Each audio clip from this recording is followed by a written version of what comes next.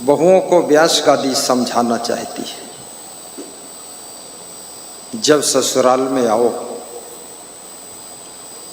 अपने पति को बहकाओ मत कि अलग हो जाओ, अकेले हो जाओ। हम कब तक सास ससुर को रोटी पाथ पाथ कर खिलाएंगे? पाथ पाथ कर? क्या गोबर पाथ रही है? आटा की रोटी बना रही है, उसको पाथ पाथ नहीं कहा जाता है, उसको तो कहा जाता है फूल के बनाना है। ऐसी भाषा मत बोलो, क्योंकि सास ससुर बिना वेतन के तुम्हारे घर के द्वारपाल है, तुम्हारे सुरक्षा गार्ड है। थोड़ा सा खाते हैं, 18 घंटा जाग कर ड्यूटी करते हैं, बिना खांसी के भी रात में खांसते हैं ताकि कोई चोर और ना आए। बार बार हर घंटे में उठ करके झांकते हैं कोई तरफ से चोर तो नहीं आया। तुम्हारी भैंस, तुम्हारे बैल, तुम्हारा ट्रैक्टर, तुम्हारी ट्राली सब कुछ रक्षा करते हैं। अगर ऐसा रक्षक रखो तुम गार्ड, 20,000 महीना लेगा, तो ये मान कर चलो 2 रोटी खिला करके इनसे हम कितना काम ले लेते हैं। अपने सास ससुर से अलग होने की कोशिश मत कीजिए, उनको अपने साथ में जोड़ कर।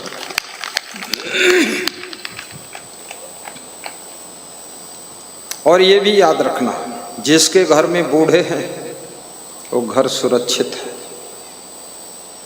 और जिसके घर में कोई बूढ़े नहीं वो घर खतरे में है। क्योंकि बूढ़ों का पुण्य बहुत होता है, अन्यथा वे बचपन में ही मर जाते। इतनी लंबी आयु मिली है ये कोई विशेष पुण्य से ही मिली है। और ये बूढ़े लोग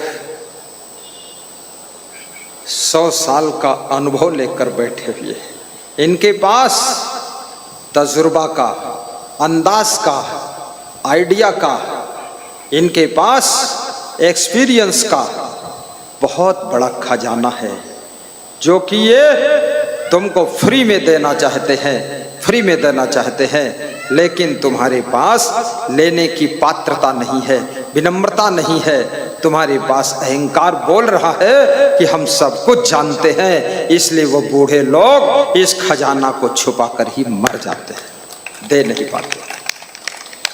उनका अनुभव लीजिए। मैं एक बार अपने गुरु के पास बैठा था। मेरे गुरु 101 साल की उम्र तक संसार में रहे, और गुरु ने मुझे एक बात बताई।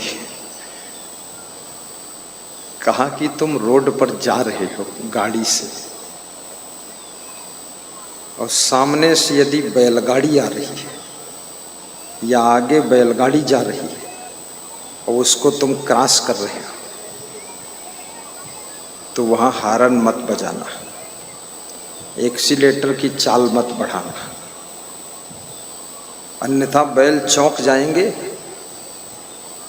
तो सड़क की खंती की तरफ भागेंगे, और बैल जब खंती की तरफ भागेंगे तो बैल गाड़ी का पिछला सिरा मुड़ करके तुम्हारे कार में लड़ जाएगा, तुम्हारी कार टूट जाएगी।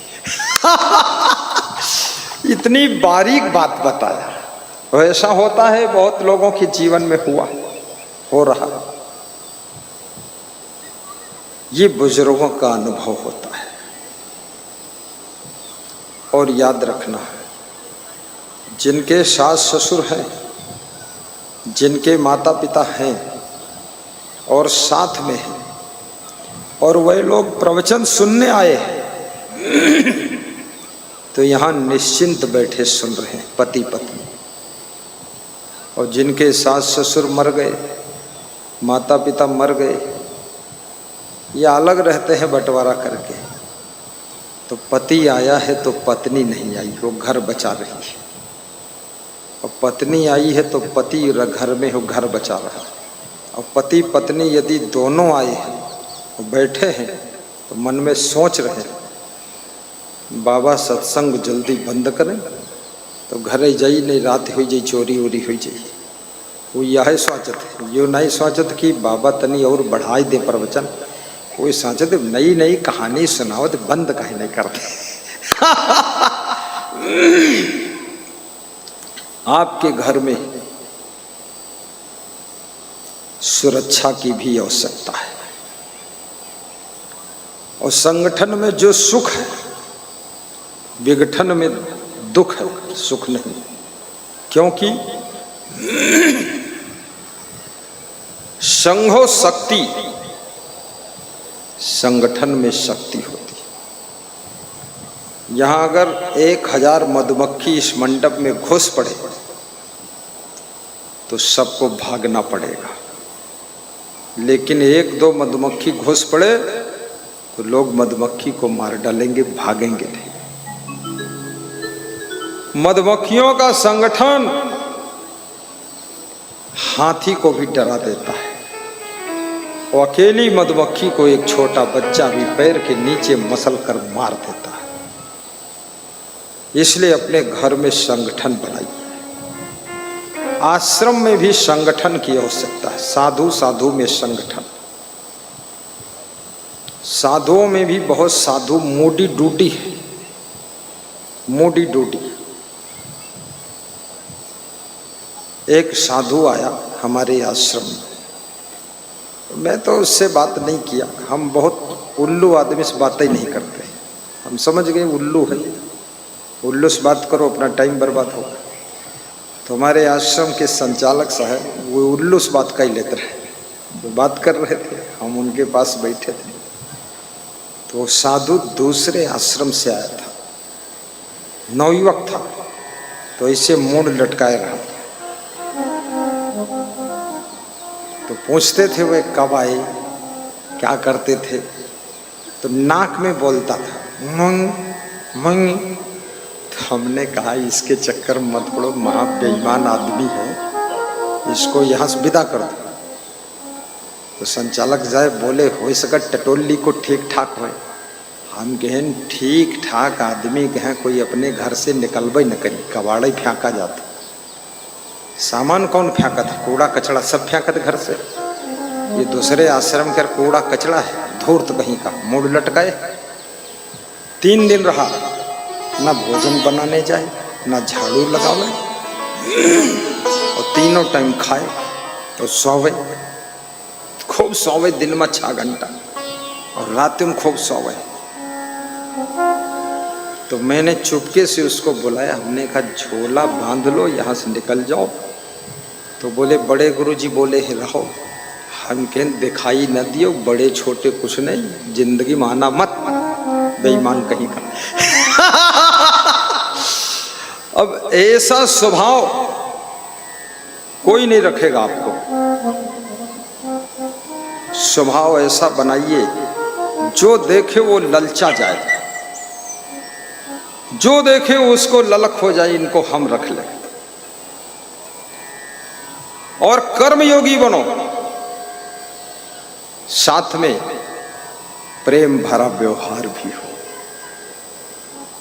चरित्र अच्छा हो। चरित्रवान चमकता हुआ हीरा है, और हीरा सभी रत्नों में श्रेष्ठ रत्न होता है। हीरा को किसी भी एंगल से देखो सुंदर दिखता है, ऐसे हर तरफ से आपकी जिंदगी हीरा जैसी चमकती होनी चाहिए। जिधर से देखूं उधर से आपकी जिंदगी सुंदर दिखनी चाहिए। बोलिए सद्गुरु भगवान की जय। हीरा बनो, कांच नहीं बनना।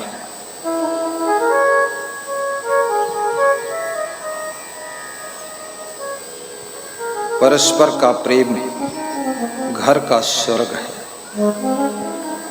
परस्पर का द्वेष घर का नरक है।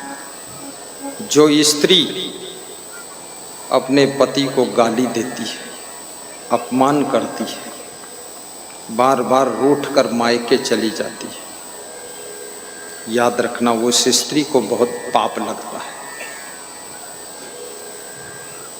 बहुत पाप लगता है।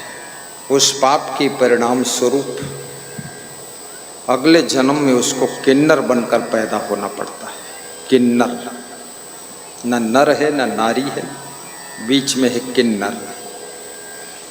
जो पुरुष अपनी स्त्री को दुख देता है, मारता है, पीटता है, गाली देता है, अपमान करता है, ढकेल देता है, याद रखना वो पुरुष भी बहुत दुख पाएगा और महापाप उसको लगेगा। क्योंकि किसी माता पिता की लाडली बेटी आपको कन्या दान में प्राप्त हुई है। दान में कोई चीज मिल जाए उसको संभाल कर रखना चाहिए। और कन्यादान गृहस्थाश्रम का बहुत बड़ा दान है। वस्तु को दान करना एक बात है, लेकिन कन्या को दान करना बड़े विश्वास के साथ, बड़े भरोसे के साथ माता पिता अपनी लाडली बेटी को तुमको दान देते हैं, बेटी दे देते हैं कि जाओ आज से तुम्हारी पत्नी है, संभाल कर रखना। स्त्री को भी दौलत कहा गया है। धन खो जाए कल कमा लोगे, पत्नी खो जाए मिलना मुश्किल है, पति खो जाए मिलना मुश्किल है। पति को धन कहा गया है क्योंकि गृहस्थाश्रम की शोभा नारी के लिए पति है और पुरुष के लिए पत्नी है। पति पत्नी के बिना गृहस्थाश्रम आगे चलता ही नहीं है। इसलिए दोनों को गम खाकर, दोनों को सहनशील बनकर, दोनों को नम्रता से रहना चाहिए। खाम खा तर्क वितर्क नहीं करना चाहिए। कितनी नई नई लड़कियां पत्नी बनकर ससुराल जाती है, अपने पति से बहुत तर्क वितर्क करती है, पति को दिखाना चाहती है कि मैं बहुत इंटेलिजेंस माइंड की हूँ। पति जब देखता है ज़्यादा तर्क चल रहा है, पति भी सोचता है, लगता है पत्नी नहीं मिली है, बैरिस्टर मिली है, घर को कोर्ट कचहरी बना दिया है। बात लड़ाने से प्रेम कम हो जाता है, ज़्यादा तर्क करने से प्रेम में फर्क पड़ जाता है। याद रखना, प्रेम मौन धारण करता है। जब बहुत प्रेम हो जाता है तब प्रेम हृदय से देखता है, ज़्यादा बोलता नहीं। हमारे साथ में बहुत से शिष्य हैं, इसमें 95% शिष्य बहुत बोलते नहीं हैं। उनकी संख्या 60-70 है। कभी बोलते ही नहीं कुछ, बस कुछ ज़रूरत हुई तो बता देते हैं कि गाड़ी सर्विसिंग होना है, तो मैं इतना पूछ लेता हूँ कितने पैसे चाहिए, तो बोलते हैं 40,000। तो मैं कागज़ पर लिख देता हूँ 50,000 दे दो, सतकर दास बनाम आदित्य दास। 40 मांगा, 50 मिल गया। गाड़ी बन कर आई, दिखाया पूरा, कितना खर्च हुआ? बोले गुरुदेव 49,000 खर्च हुआ। हमने कहा जय क्षमा देव की, सब बन गई? बोले बिल्कुल कंप्लीट है। लोग समझते हैं गाड़ियों में केवल तेल पड़ता है।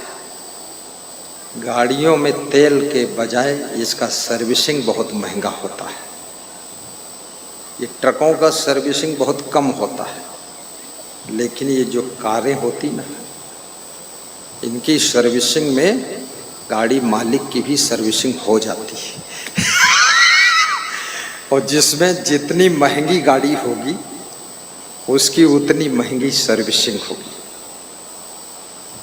जैसे डॉक्टर के यहाँ कोई गरीब आदमी पहुंच जाए, छोटा आदमी, तो डॉक्टर कम खर्च में निपटा देता है, लेकिन कोई टाटा बिरला जैसा पहुंच जाए तो फिर करोड़ 2 करोड़ बजट बन जाएगा। तो ये जो बड़ी गाड़ियां हैं, कीमती गाड़ियां हैं, इनका सर्विसिंग खर्चा बहुत है, लेकिन कंफर्ट एंड ड्यूरेबल और एंड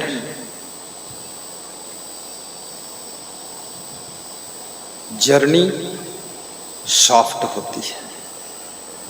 थोड़ा विशेष सिक्योरिटी, सेफ्टी एंड ब्यूटी वो गाड़ी होती है।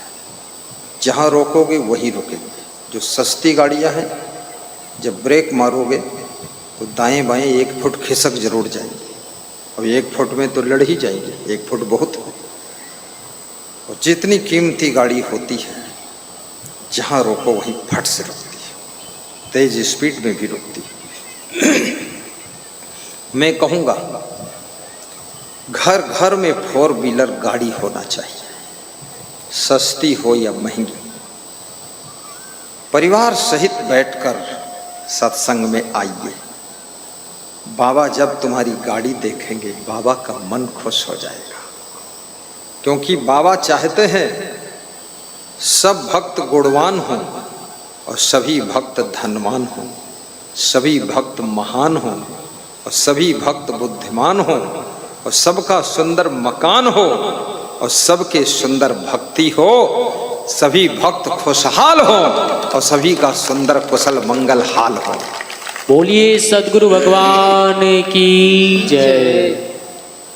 सुविधा और सुख और शांति और आनंद और आराम,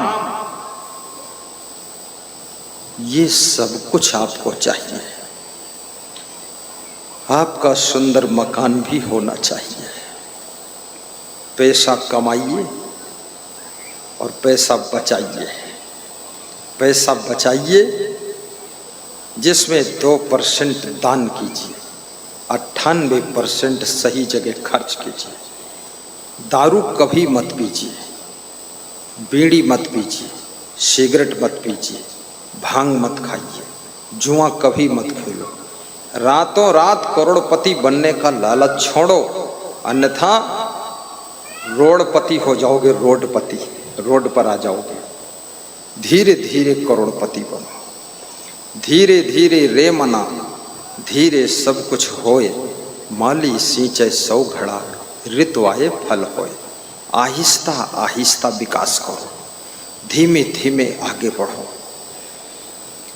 आपकी उन्नति का भी आशीर्वाद व्यास गादी दे रही है, और आपके मन की शांति का भी आशीर्वाद व्यास गादी दे रही है, और आपके घर में खूब संपत्ति हो ऐसा भी आशीर्वाद व्यास गादी दे रही है, और आपके मन में शुद्ध भक्ति हो ऐसा भी आशीर्वाद व्यास गादी दे रही है।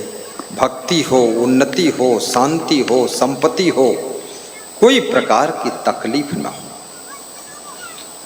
सब भक्त संपन्न हो, दूध पूत से भरे हो,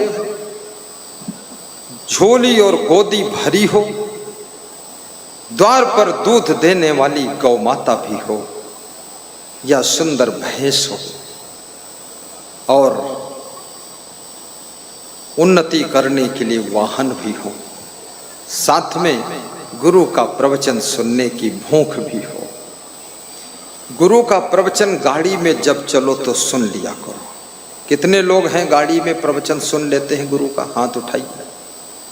धन्यवाद है 20 लोग करीब। सत्संग तुम्हारे जीवन को बदल देगा। कितने लोग मेरे पास आते हैं और कहते हैं आपका सत्संग सुन करके गुरुजी हमें बहुत फायदा हुआ है। शिवान जी, मैंने पूछा क्या फायदा हुआ? बोले मैं अपनी पत्नी को गाली देता था, पूरा बंद कर दिया। फिर बोले तो पत्नी खुश रहती है, अब घर में उन्नति होती है। हमने कहा पत्नी कुछ बदली की नहीं? बोले वो पहले से ठीक थी, लेकिन प्रवचन सुन करके उसमें एक गुण आ गया कि सुबह शाम पाँव छूती है। हमने कहा पहले? बोले पहले मुंह ऐठत रहे, पाँव नहीं छूत रहे।